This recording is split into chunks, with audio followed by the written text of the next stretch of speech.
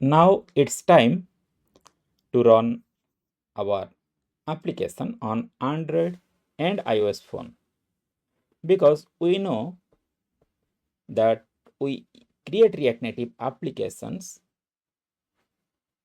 because we have to write code only once and we can run it on different platforms.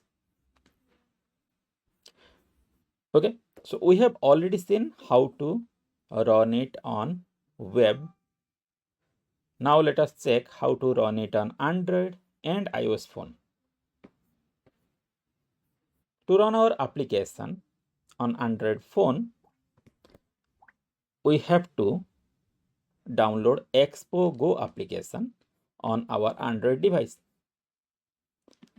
And to show my Android device to you, I have mirrored my device using Android app so that I can show you whatever I am doing on my screen.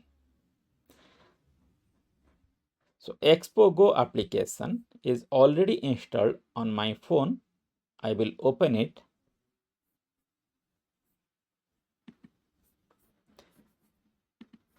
Then VS Code I will open, and then open my project. Then go to terminal, new terminal. I will write npm run start. Start is the script that will start my Expo project. So it may take certain time, then it will generate a QR code. This QR code I will scan through my Expo Go application. So let me click scan QR code and scan this QR code.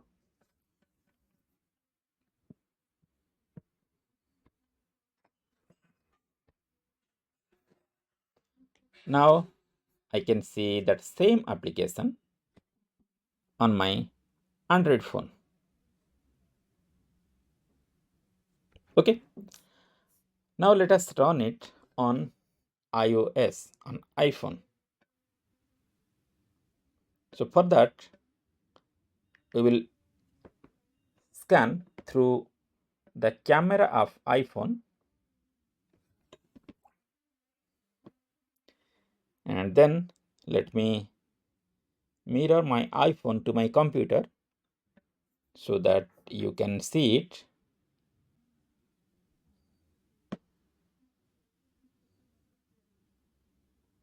Okay.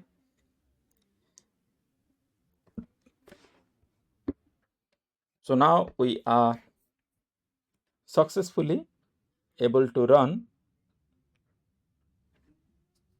the same application on Android, iOS, as well as web. But till now, we don't know how to create builds for our Android and iOS. That is a little bit tricky.